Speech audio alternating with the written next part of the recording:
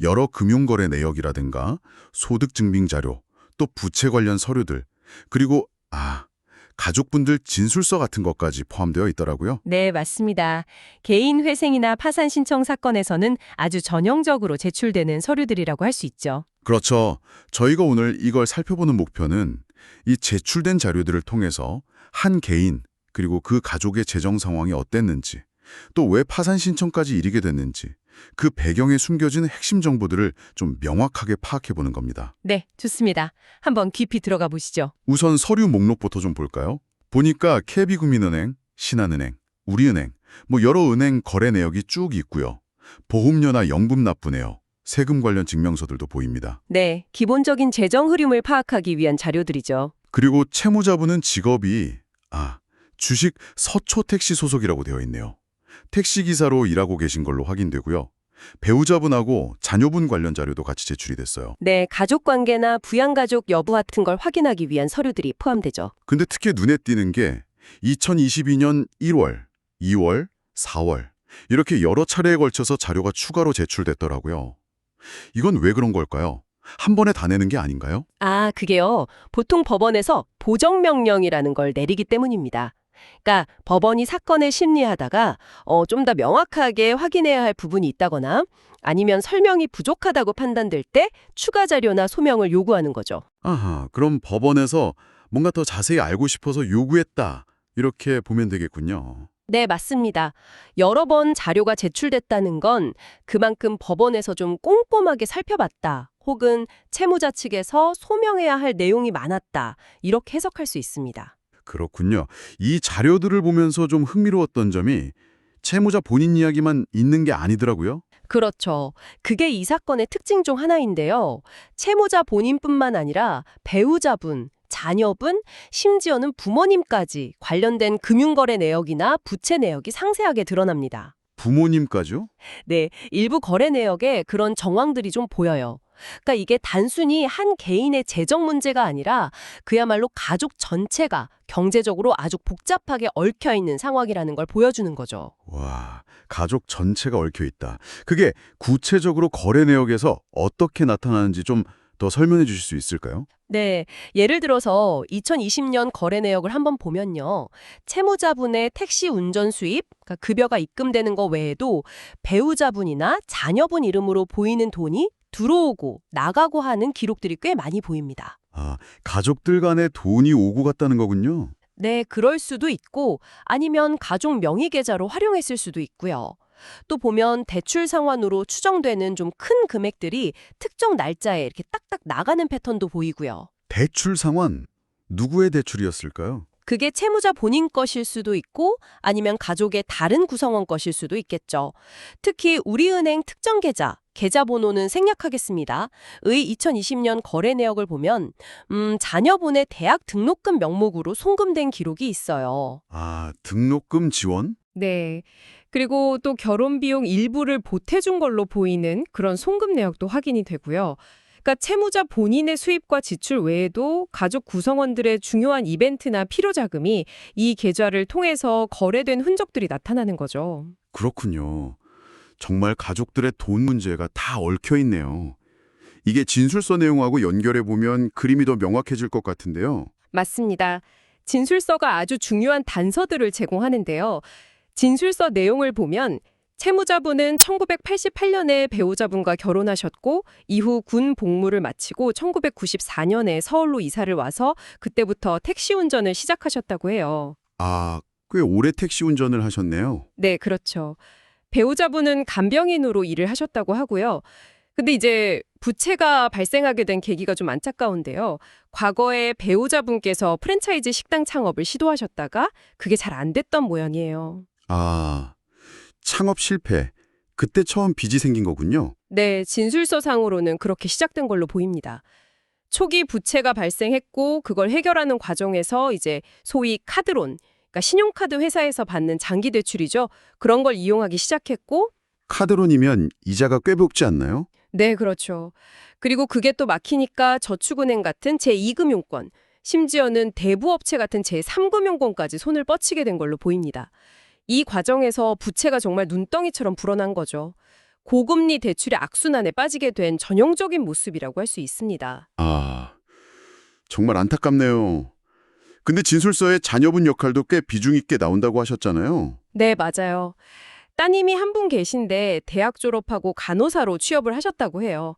근데 이제 부모님의 어려운 사정을 보고만 있을 수 없었는지 본인 명의로 대출을 받아서 부모님을 도우려고 했다는 내용이 나옵니다. 아, 따님이 직접 대출을요. 효심이 깊으셨네요. 그렇죠. 어떻게든 가게에 보탬이 되려고 했던 건데. 근데 안타깝게도 그게 상황을 더 어렵게 만든 측면이 있어 보입니다.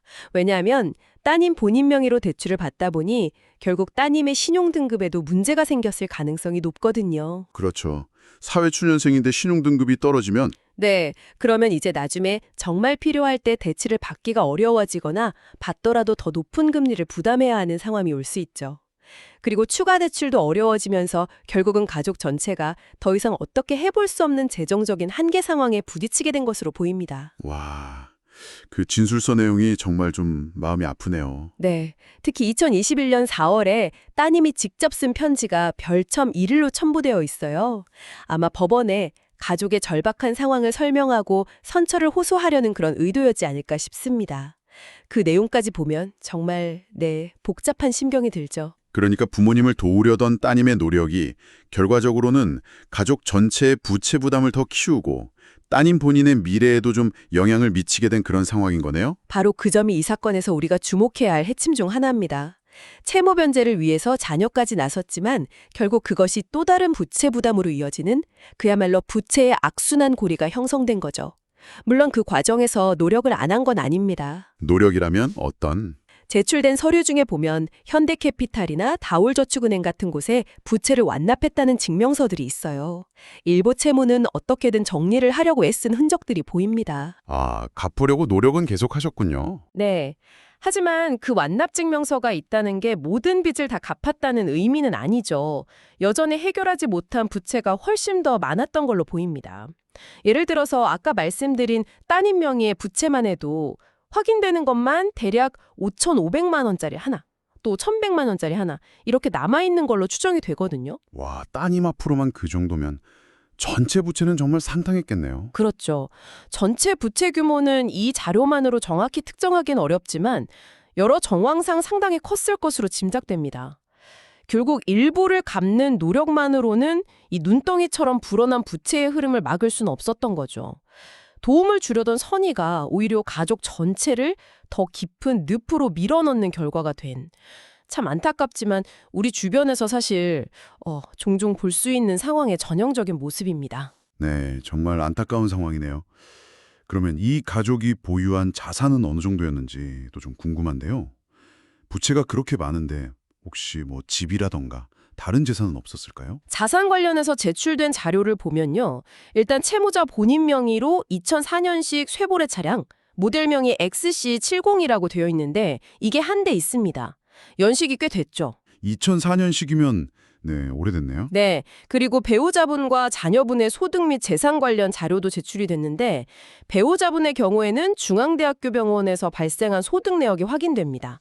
아마 간병인으로 일하시면서 받은 소득이겠죠? 아, 배우자분은 계속 일을 하고 계셨군요. 네, 그런 걸로 보입니다. 그리고 부동산 관련해서는 전세 계약서들이 몇 부 제출된 걸로 봐서는 채무자나 배우자 명의로 소유하고 있는 집은 없는 것으로 파악됩니다. 전세로 거주하고 계셨던 거죠. 그럼 실질적으로 내세울 만한 자산은 거의 없었다. 이렇게 봐야겠네요. 오래된 차 한 대 정도 빼고는. 부채가 워낙 크고 또 그걸 감당할 만한 자산은 부족했던 상황인 거죠. 그러니까 결국 개인회생이나 파산 절차를 밟을 수밖에 없었던 것으로 보입니다. 그렇군요.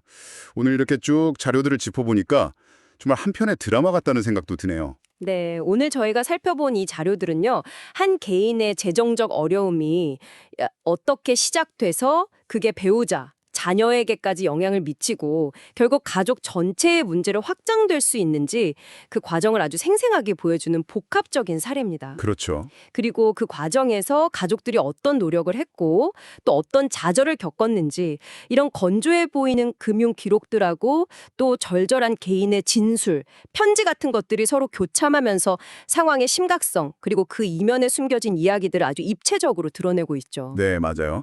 단순히 숫자로만 보이는 금융 기록 너머에 있는 한 가족의 힘겨웠던 경제적 여정을 저희가 오늘 깊이 있게 들여다볼 수 있었던 것 같습니다. 네. 청취자 여러분, 당신에게는 이 이야기 속에서 어떤 점이 가장 중요하게 다가오셨나요? 어쩌면 이 사례는요, 우리 사회에 만연한 가계부채 문제, 특히 가족 간에 얽히고 설킨 그런 부채 문제의 한 단면을 보여주는 것 같기도 합니다. 그렇죠. 개인의 책임으로만 돌리기에는 너무나 복잡한 사회 구조적인 문제들도 얽혀 있다고 볼 수 있겠죠. 네. 그리고 또 이런 어려움에 처했을 때 도움을 줄 수 있는 개인 회생이나 파산 같은 사회적 안전망, 이 제도의 역할과 한계에 대해서도 다시 한번 생각해보게 하는 것 같습니다.